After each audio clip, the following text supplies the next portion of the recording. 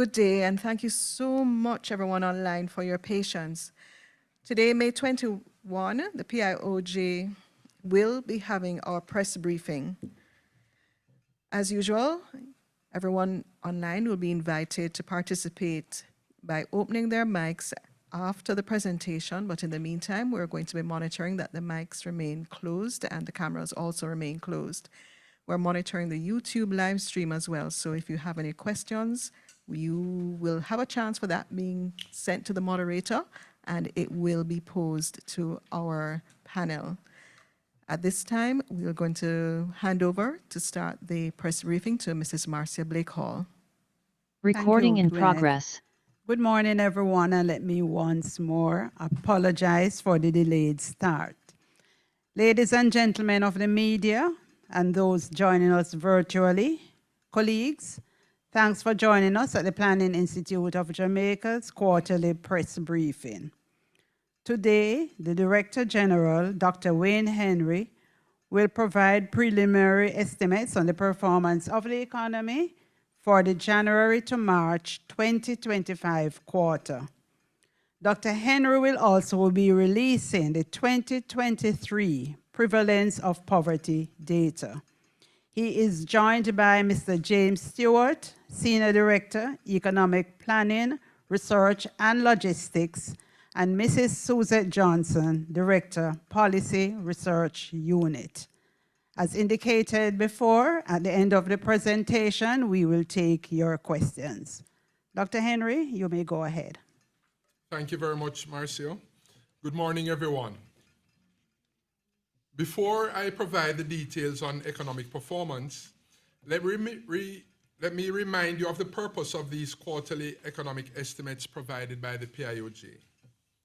The PIOJ presents preliminary estimates on economic performance for each quarter, and this is based on early information available from the major data providers.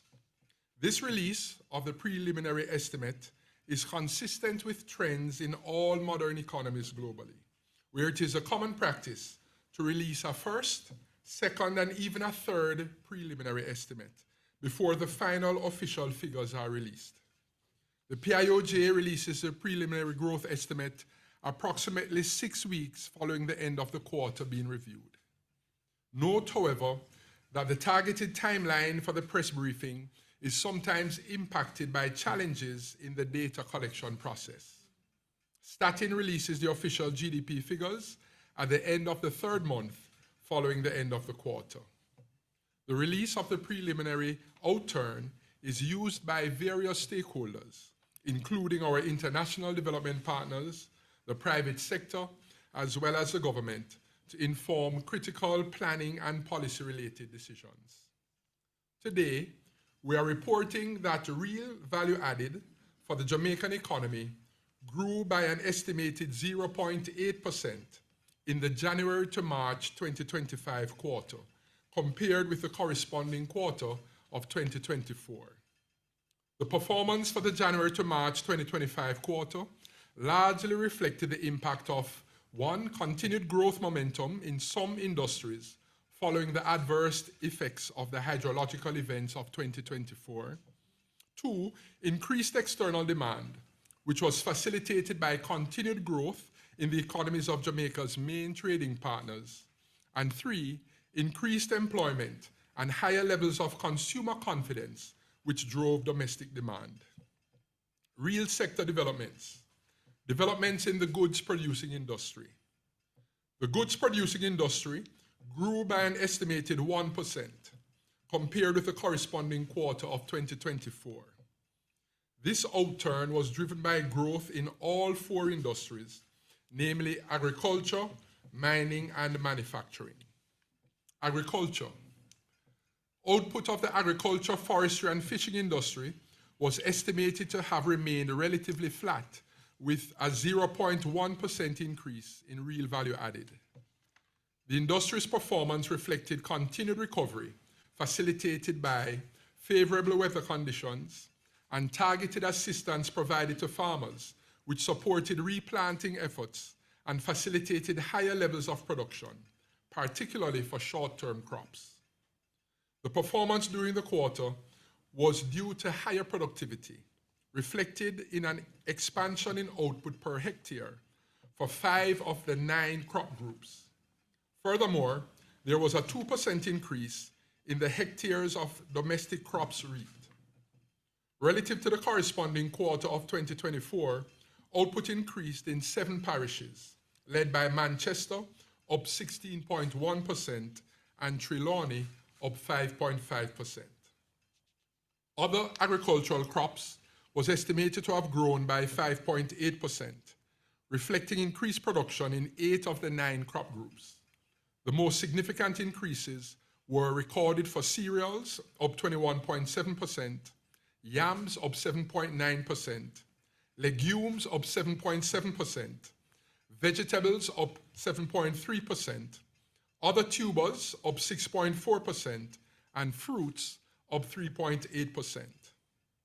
Traditional export crops was estimated to have contracted by 23.5%, mainly reflecting lower output for bananas, down 24.9%, and sugarcane, down 6.8%.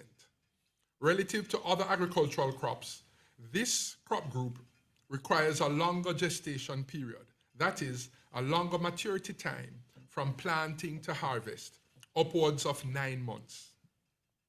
Animal farming was also estimated to have declined by 1.5%, reflecting lower production of eggs, down 20.5%, which outweighed a 0.3% increase in poultry meat production. Mining and quarrying. Real value added for the mining and quarrying industry was estimated to have grown by 0.5% due to increased output of crude bauxite, which outweighed a decline in alumina production. Crude bauxite production increased by 26% due to an expansion in the bauxite capacity utilization rate, which increased by 8.8 percentage points to 42.7% and was indicative of an uptick in demand from external parties. Alumina production declined by 2.4% due to decreased demand. This resulted in a fall in the alumina capacity utilization rate by 1.1 percentage points to 42% compared with the corresponding quarter of 2024. Manufacturing. Real value added for the manufacturing industry was estimated to have grown by 1.4% due to estimated growth in both the food, beverages, and tobacco sub-industry and the other manufacturing sub-industry. Higher output was recorded for the food processing component, largely due to edible fats, up 0.7%, and poultry meat, up 0.3%. Further expansion of the food, beverages, and tobacco sub-industry was tempered by lower production of sugar, down 5.9%, and carbonated beverages, down 6.1%. In the other manufacturing category, a fall in output stemmed lower production of non-metallic minerals due to cement down 16.7% and chemical products due to aluminum sulfate down 11.3% and salt down 11.2%. However, the petroleum component is estimated to have grown, led by gasoline up 10%, fuel oil up 11.6%, and automotive diesel oil up 27.1%. Construction. Real value added for construction grew by 1.5%, reflecting growth in the building construction and other construction components.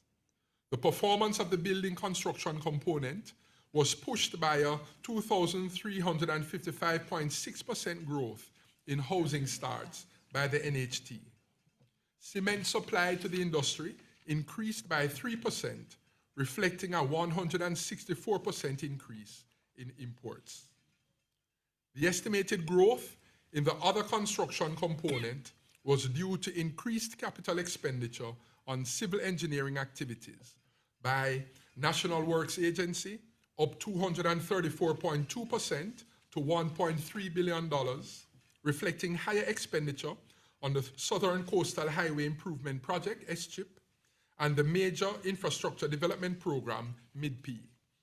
Port Authority of Jamaica, up 632.1% to $3.9 billion due to construction works on the Caymanas Special Economic Zone and the Ocho Rios and Falmouth cruise terminals.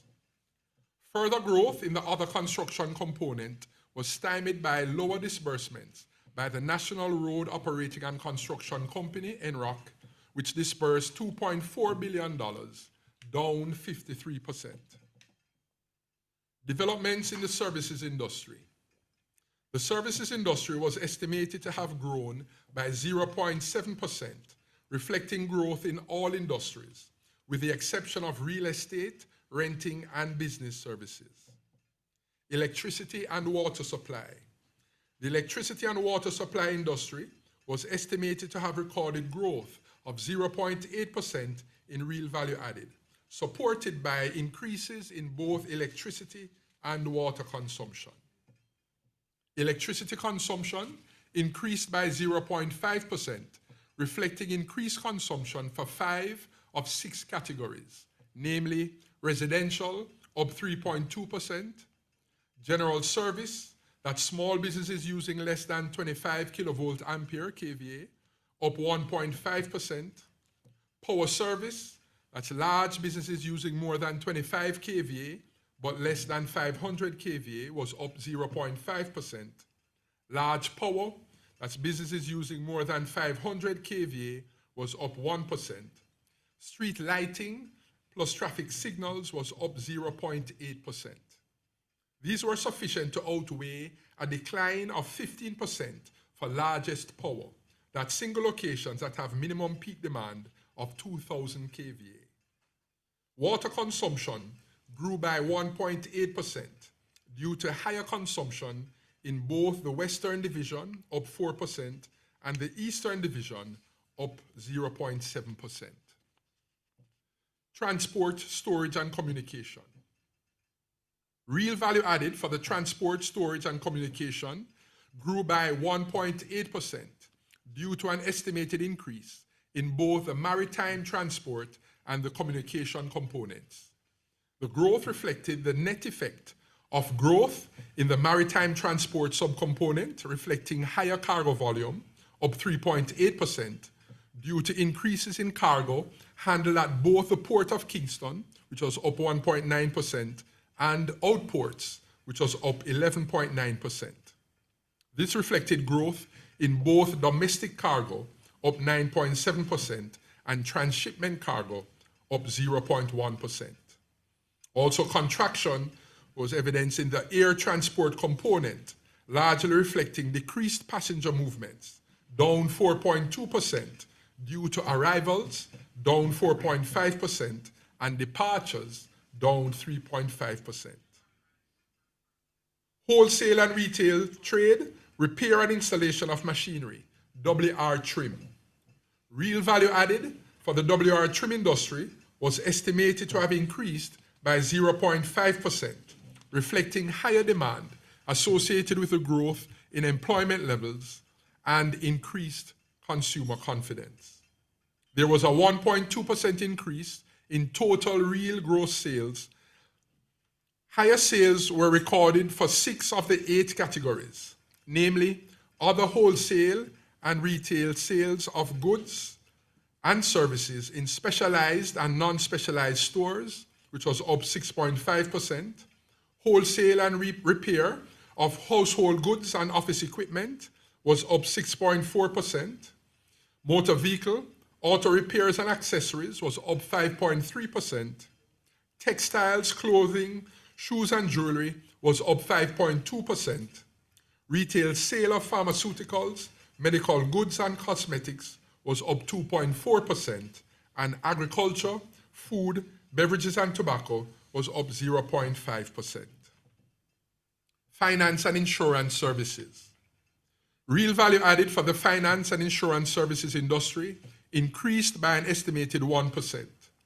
This performance was mainly due to increased net interest income, fees, and commission for commercial banks, supported by a general upturn in economic activities. Hotels and restaurants.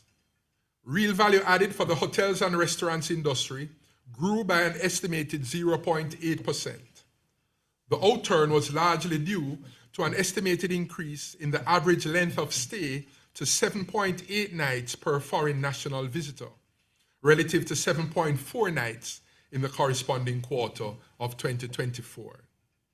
This resulted in an increase of 3% in total visitor expenditure for January 2025 to US $456.2 million, despite a fall in visitor arrivals for that month.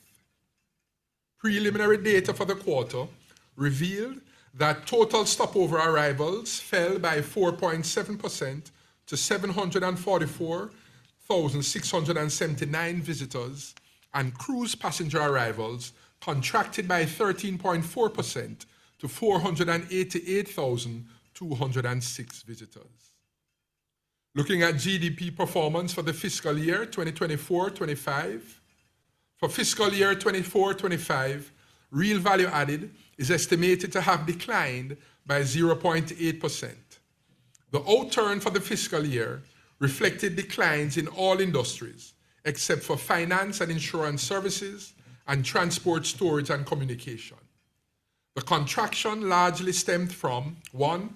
Agriculture, forestry, and fishing, down 4.7%, reflecting the contractions recorded in the second half of 2024 due to the negative impact of Hurricane Beryl and Tropical Storm Raphael. 2. Mining and quarrying was down by an estimated 4.2%, mainly due to reduced demand, resulting in lower capacity utilization. 3. Wholesale and retail trade, repairs and installation of machinery and equipment, WR trim, was down 0.7%, reflecting lower output in the related agriculture, forestry and fishing, and hotels and restaurants industries. And 4.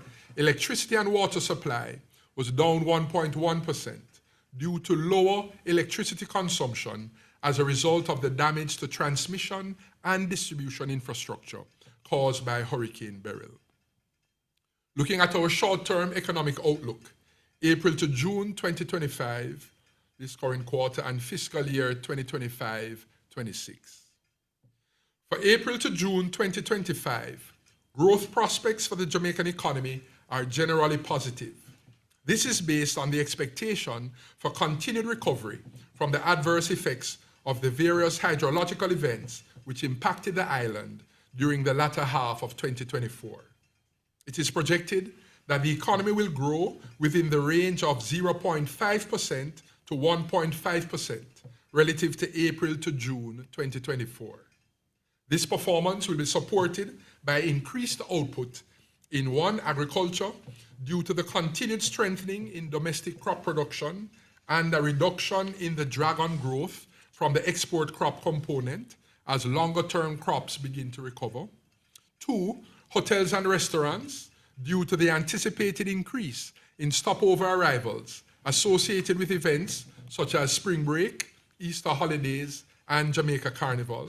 And 3. Construction, due to the impact of the rollout of infrastructure projects at the start of the new fiscal year, to include roadworks and residential and non-residential construction activities. Growth will also be supported by increased domestic demand due to relatively high levels of employment and increased consumer confidence. Preliminary data for the quarter indicate some positive movements in support of this projection. Preliminary data on airport arrivals for April 2025 indicate an increase of 5.3% relative to April 2024. This outturn was largely due to the hosting of activities associated with the Easter holidays, spring break, and carnival celebrations in April 2025. However, for the mining and quarrying industry, data for April indicate that the heavier weighted alumina production contracted by 12.3%, while crude bauxite production increased by 3.9%. The projection for fiscal year 2025-26 is for growth within the range of 1% to 2%. All industries are forecast to record growth, as recovery from the weather-related shocks in 2024 will become more pronounced in the latter half of calendar year 2025. There are upside potential and downside risks to this forecast. The main upside potential to growth include: 1, continued strengthening of most industries due to the dissipation of the adverse effects of the various hydrological events which impacted the island during the latter half of 2024. 2, relatively high employment levels and consumer confidence, which could lead to higher than expected strengthening of domestic demand. And 3, favorable weather outcomes, leading to increased agricultural output and water production. The downside risks to these projections include: 1, unplanned factory downtime associated with aged production plants, particularly in the mining and quarrying and manufacturing industries. 2, weather-related shocks, largely associated with the start of the hurricane season. And 3, lower than anticipated external demand for Jamaican goods and services as a result of slower than expected growth in the economies of Jamaica's main trading partners, particularly the USA. Turning to unemployment update. Regarding the employment outturn, Statin has released an update on the labor force survey for January 2025. As such, we will not present a detailed report on this area. For January 2025, the unemployment rate was 3.7%, down 1.7 percentage points relative to January 2024. Youth unemployment decreased by 3.7 percentage points to 12.3%. The unemployed labor force decreased by 26,200 to 54,500 persons relative to January 2024.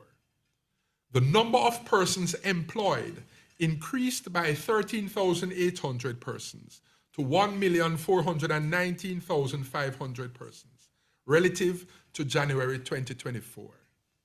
Male employment increased by 5,800 to 763,000 persons, while for females, employment increased by 7,900 to 656,400 persons. The number of persons outside the labor force increased by 12,500 to 681,900 persons relative to January 2024. Turning now to the prevalence of poverty data. The Planning Institute of Jamaica, PIOJ, has produced the official poverty prevalence estimates for 2023, computed from the Jamaica Survey of Living Conditions, JSLC, data collected by the Statistical Institute of Jamaica, Statin. Jamaica's national poverty rate declined from 16.7% in 2021 to 8.2% in 2023, the lowest figure ever recorded since poverty rates were first measured in 1989. The estimate for 2024 will be provided later this year once the JSLC data is received from Statin. As we consider the 2023 results, it is important to highlight a few considerations with respect to methodology. First, no poverty estimate is available for 2022, as the JSLC was not conducted that year due to the initiation of the National Population and Housing Census. Secondly, in 2018, Statin revised the sample design and weighting methodology applied to the JSLC sample. The 2012 to 2017 data have since been revised to account for these changes to facilitate comparability with 2018 and subsequent years. Therefore, data prior to 2012 should not be compared with data for 2012 to 2023. As such, while the trend in poverty reduction remains clear and credible, comparisons across years, particularly with pre-revision estimates, should be interpreted with caution. These adjustments in methodology improve the accuracy of national estimates, but they may affect the strict comparability of data across the full time series. In 2012, poverty in Jamaica was 19.7%. That meant nearly 1 in every 5 Jamaican was consuming below the poverty line. Poverty rates have since trended downwards, but spiked to 16.7% in 2021, likely reflecting the fallout from the COVID-19 pandemic. The results reflect progress across all regions of the country. In the Greater Kingston Metropolitan Area, GKMA, poverty fell from 10.4% in 2021 to 3% in 2023. While this is a positive development, we observed that there was high variability around this estimate. As such, may be less precise than others. It should therefore be interpreted with some caution. In other urban centers, OUC, the rate declined to 9% from 15.5% in 2021, reversing the upward trend observed since 2018. In rural areas, which historically experienced the highest rates of poverty, the rate dropped from 22.1% to 11.5%. This represents a decline of more than 10%.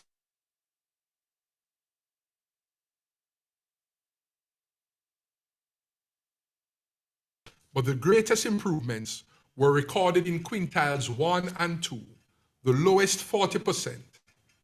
In these 2 quintiles, consumption rose by 12% and 16.6% respectively.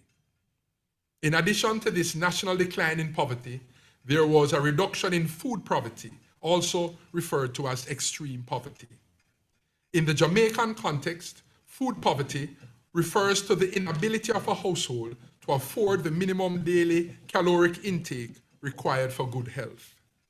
In 2023, the food poverty rate fell to 2.8%, down from 5.8% in 2021 and 4% in 2019, marking the lowest level on record.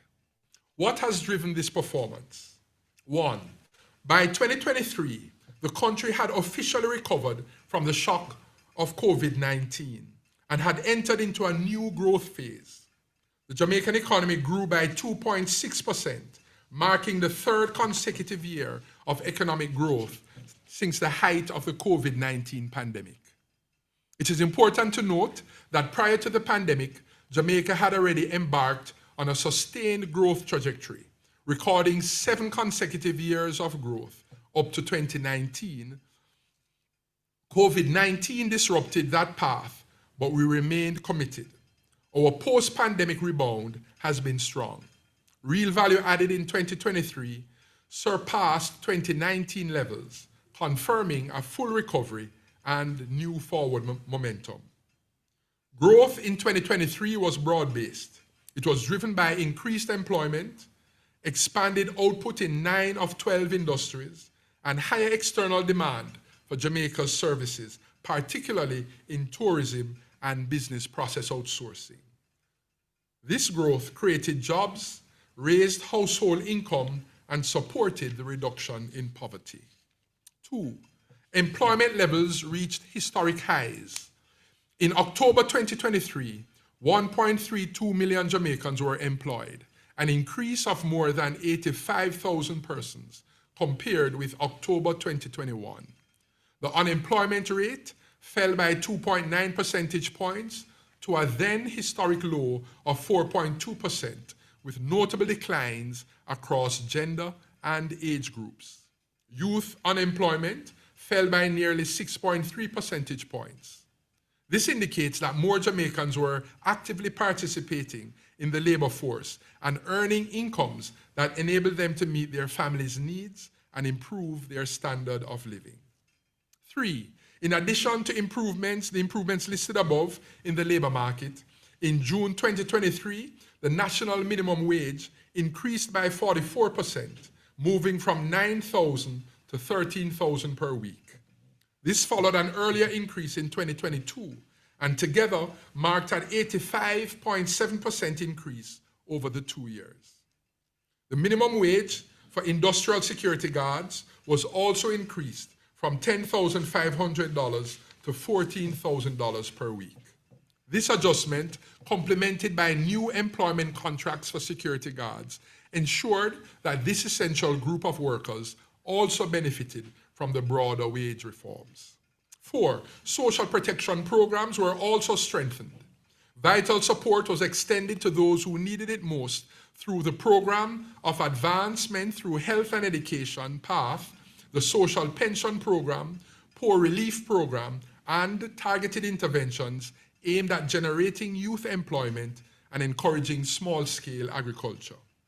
5, remittances continued to be an important source of household income. In 2023, net remittance inflows totaled US $3.4 billion. While this represented a decline compared with the peak levels recorded during the pandemic, nearly half of all Jamaican households reported receiving remittances in 2023. This inflow of funds continued to bolster household resilience, especially among lower income families. 6, improved macroeconomic stability also contributed to the reduction in poverty. Inflation moderated to 6.9% at the end of 2023, down from 9.4% at the end of 2022. The debt to GDP ratio continued to decline, moving from a pandemic high of 109.7% at the end of fiscal year 2020-2021 to 73.4% at the end of fiscal year 2023-24. This increased fiscal space facilitated the support of social protection initiatives, capital investment, and the response to shocks. These developments meant that many low-income earners saw real improvements in their standard of living, lifting many above the poverty line. Importantly, inequality also declined as measured by the Gini coefficient. The Gini coefficient, which is the internationally accepted measure of inequality, ranges from 0, indicating perfect equality, to 1, indicating maximum inequality. In 2021, Jamaica's consumption-based Gini coefficient was 0.3991. In 2023, it fell to 0.3560, the lowest value since 2017. This decline is significant as it shows that our economy has grown and the benefits are being shared more equitably.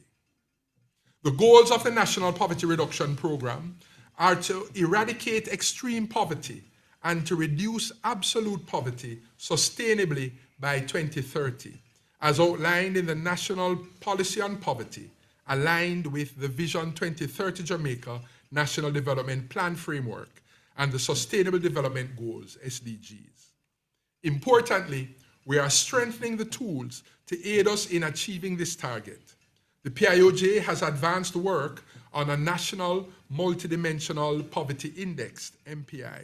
This index will complement the traditional monetary measure by capturing other forms of deprivation, such as limited access to education, inadequate housing, and poor health outcomes.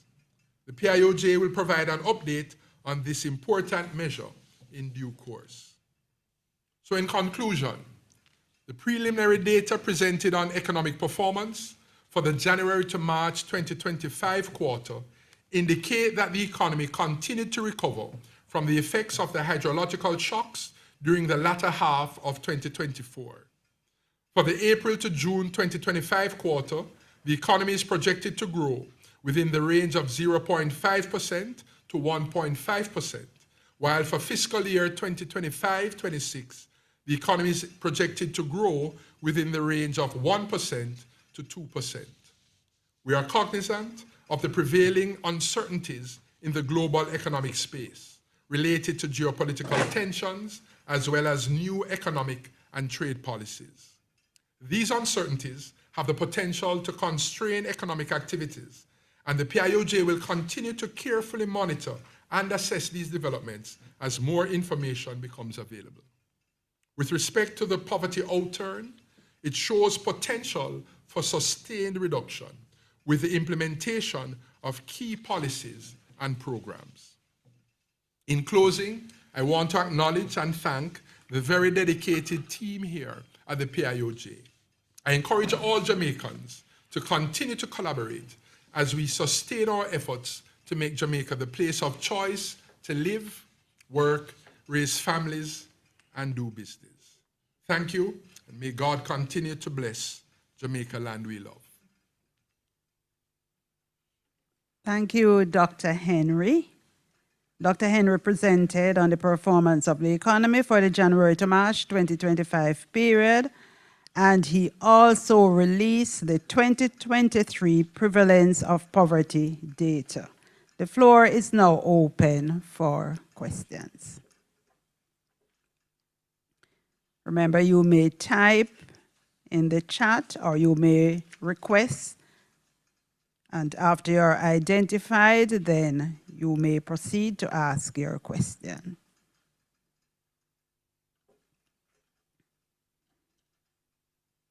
And I see one coming up. It's from Siobhan Wayne Campbell. And the question is, do the current growth projections include the impact of recent tariffs and other trade policy adjustments on the global market? That's from Siobhan Campbell? Yes. All right, thank you very much, Siobhan, for the question. Yes, we have considered those factors in these growth estimates.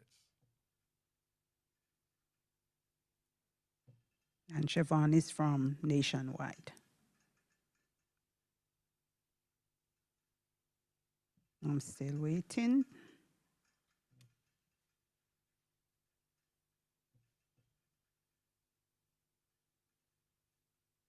Are there any questions on YouTube or in the chat, Gwyneth? No.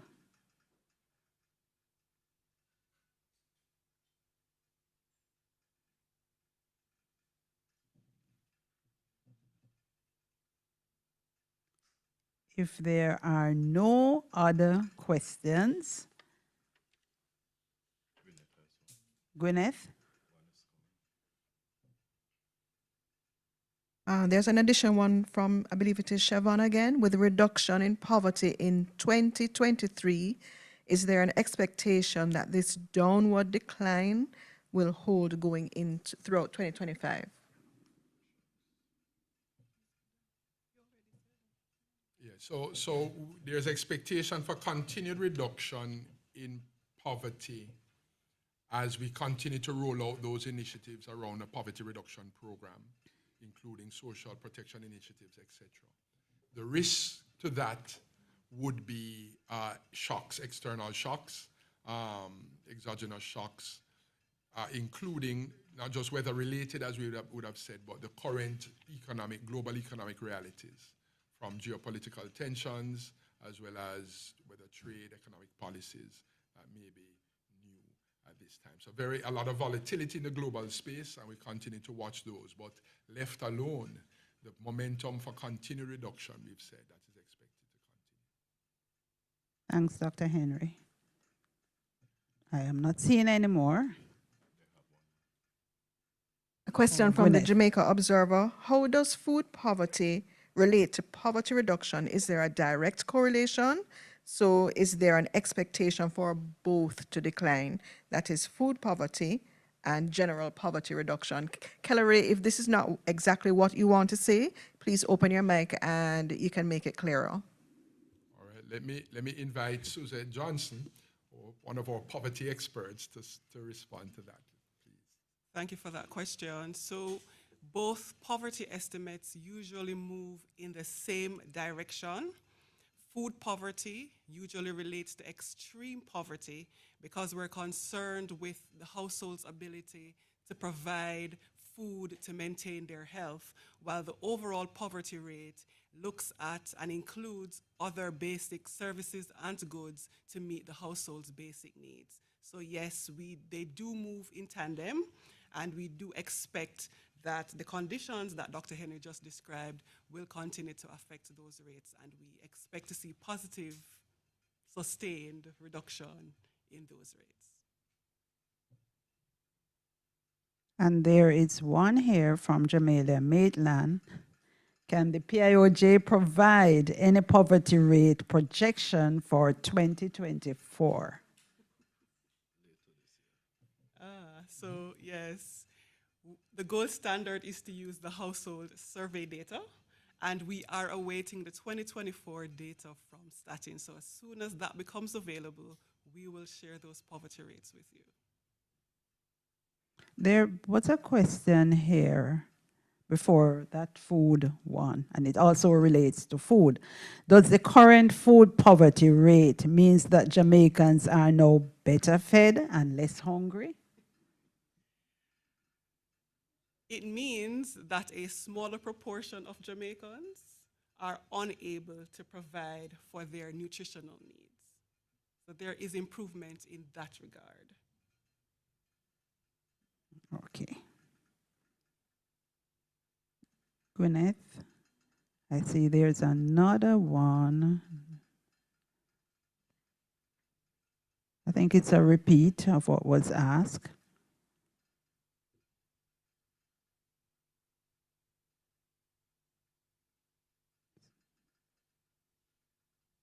There seems to be one coming in, so I'll just wait a few seconds for that.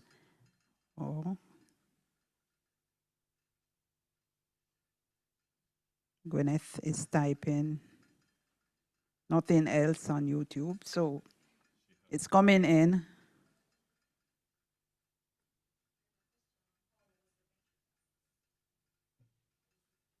The food.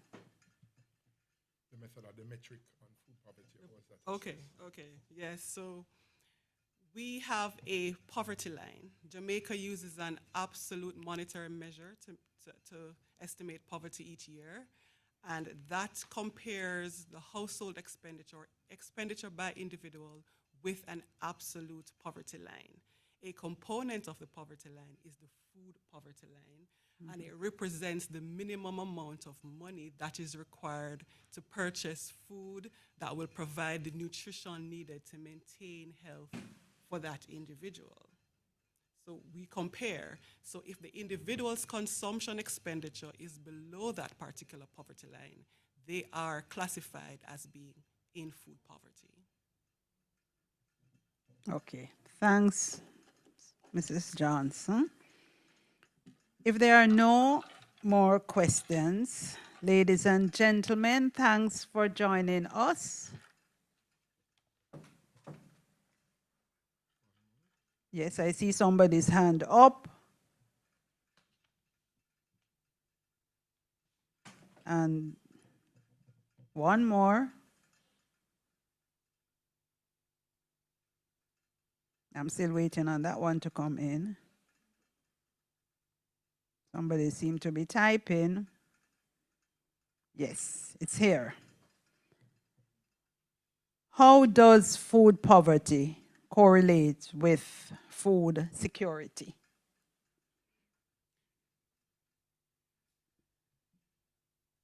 For food security, we want to ensure that households have access to adequate amounts of food to maintain their health, yes? So we're concerned with access, we're concerned with sustainability, and those are the areas that we want to improve to ensure that, the resilience is built within households so that they can always provide for their nutritional needs. So that's the answer to how food poverty correlates with food security. So once they're more food secure, we do expect that the rates will improve, yes? Because persons will be better able to purchase the foods that they need, sustainably, yes. And we can add that the country is building out its food security framework, currently underway with the Ministry of Agriculture, Forestry, fishing, mining, fishing, and with our support, so we've been collaborating with them just to build out a strong framework around food security, and that in the context of the new development plan by the Ministry of Agriculture. So we'll allow the ministry to say more, but that is ongoing work, really advancing And we were very concerned as we saw the type of impact we had last year, Hurricane Beryl really affecting and impacting our food belt, right? Our sort of breadbasket parishes, St. Elizabeth, Manchester, some of the southern parishes. And so we've been advancing in that work. So that's a good question, and thank you, Suzette, for the response. And a follow-up to what you're alluding, Dr. Henry, Ms. Maitland is asking, what is the potential fallout of the breadbasket, St. Elizabeth, not being able to recover as yet because of Hurricane Beryl? So as far as we know, recovery, it's been a process of recovery happening. As we look at strengthening resilience in any regard, but particularly in the area of food security, we look at how do we diversify in terms of production, agricultural production throughout the island. So St. Elizabeth remains critical as we think of one of the food capital in terms of parishes. But then we see if that is impacted, how do we then access, while we facilitate recovery, how do we access supply and access to foods? How do we facilitate that access in an ongoing way throughout the island? So we are seeing the sort of build out through increased storage facilities in agriculture. How do we store agricultural production to generate sustainability and allow transmission through crop seasons by facilitating greater levels of storage and transportation to market, etc. So it's a I would say a complex set of activities, including farm roads and getting that sort of rehabilitation of the types of road network to include farm roads for access, but also reducing post-harvest losses, increasing our storage capacity, and we are seeing those initiatives ongoing in Manchester and elsewhere. So it's that kind of a network, Jamila, that is underway and advancing. Some systems were in place, and we continue to build on those. I see another question coming in from Ms. Maitland. Can you expound on the new methodology and why it's not wise to compare data before 2012 and after? I think this is for you, Mrs. Johnson. So the new methodology refers to how the Jamaica Survey of Living Conditions sample is collected. There was a change in the sampling design and the weighting methodology introduced by starting in 2018. And it basically addresses two concerns that existed. Now, before, we were challenged by respondent fatigue, yes? And that was partly due to the fact that the JSLC sample was linked to the sample used for the labor force survey. Statin has since delinked both so that the samples are selected independently. Other changes include levels of stratifications that have been introduced to ensure that the estimates are more precise or representative at the different levels of disaggregation that we're interested in. And also, the allocation of the sampling units that are used uses a different approach. Now, with those changes being introduced to the overall sample design, it is important that we recognize that they're not directly comparable. But I just want to make a plug here to note that we have revised the series, the poverty series going back to 2012, and when we compare both series, the estimates are within 0.2 percentage points of each other. So they're not very different, but as we go forward, we always try to improve the methodologies that we use in executing our surveys to ensure credible results for planning and policymaking. Thank you. Ladies and gentlemen, I see a hand. So it means that another question is coming in.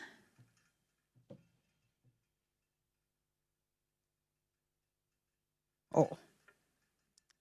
So I can thank everybody for participating in this morning's press briefing. Remember, if there are additional questions, you can always send them in and we will respond. The presentation will be uploaded to our website and social media pages and those of Vision 2030 Jamaica. They are displayed on this site. Join us again in August when we present on the performance of the April to June 2025 period. Have a good day and stay safe as we strive to make Jamaica the place of choice to live, work, raise families, and do business.